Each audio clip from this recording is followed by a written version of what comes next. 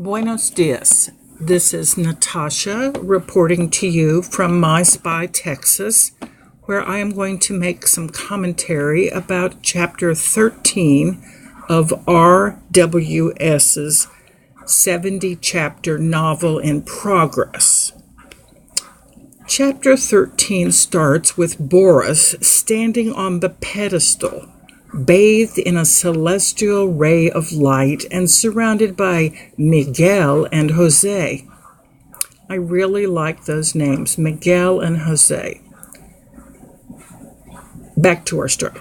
Texas does not need the United States, but the United States damn well needs Texas, Boris proclaimed proudly. Part of Boris's business was in Alabama, which is why he decided to add, and there are more and more states that are waking up and becoming willing to join Texas in these actions. He made a mental remark to teach both Mexicans to cry out, "We in Alabama are all in." Later on, they should shout that. "Don't mess with Texas," he exclaimed to his audience, who met it with wild applause. We can imagine here that Boris is giving an address to some people. Back to Boris. Boris started to get down off his pedestal when a car drove by. Its driver then proceeded to wave at Boris. Boris didn't wave back because he assumed the driver wasn't waving at him. With his Nordic mentality, he still couldn't get used to over-friendly Texans. Now, I would just like to make a comment about that. Boris is just too nervous about things. Waving is very normal. People wave in many countries, and he should just try to get over it. Boris was especially at a loss of words when strangers on the street would engage in small talk. Well, of course they're going to engage in small talk because they don't even know you, and in order to discuss anything bigger, you'd have to meet for coffee or drink. I mean, it's very normal to engage in small talk. I would also like to note that the sound of the washing machine is grinding away in the background, and the listener should continue to wonder, is that a real washing machine, or is this a tape that is always played during the notes from Natasha? Back to our story.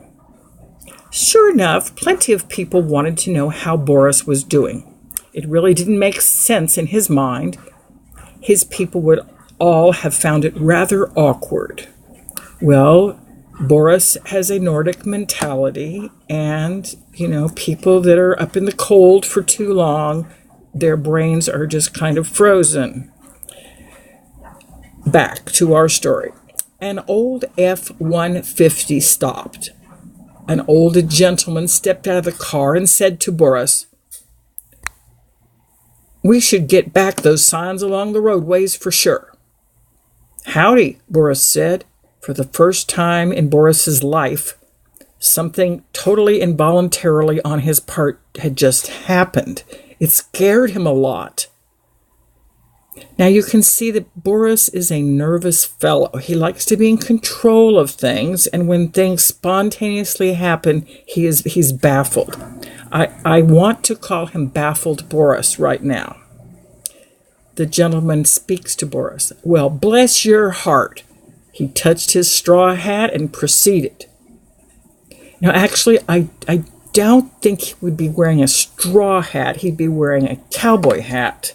A straw hat is something like the Scarecrow wears in The Wizard of Oz. So I would replace the straw hat with a just standard cowboy hat. Those signs you mentioned, "Don't mess with Texas." It should be "Don't mess with Texas." Let's go ahead and add the conjunction. Two more cars with apparently 3 Houstonians in each one slowed down.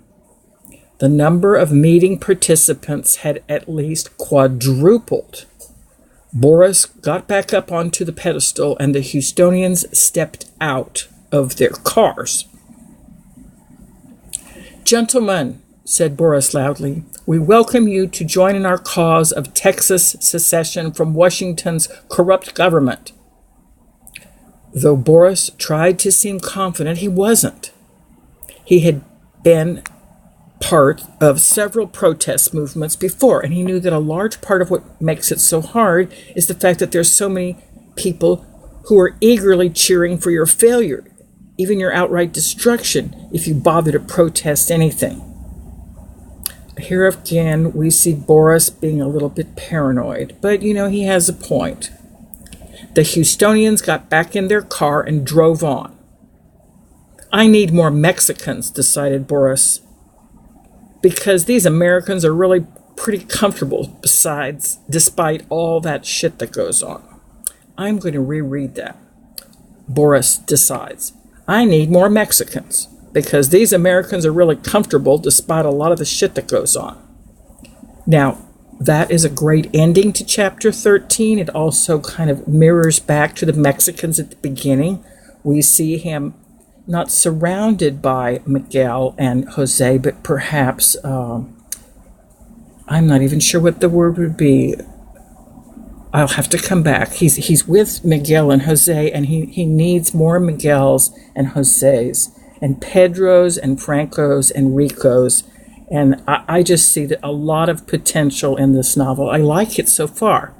I hope that you're enjoying this commentary by Natasha Willow from My Spy, Texas. And adios for now.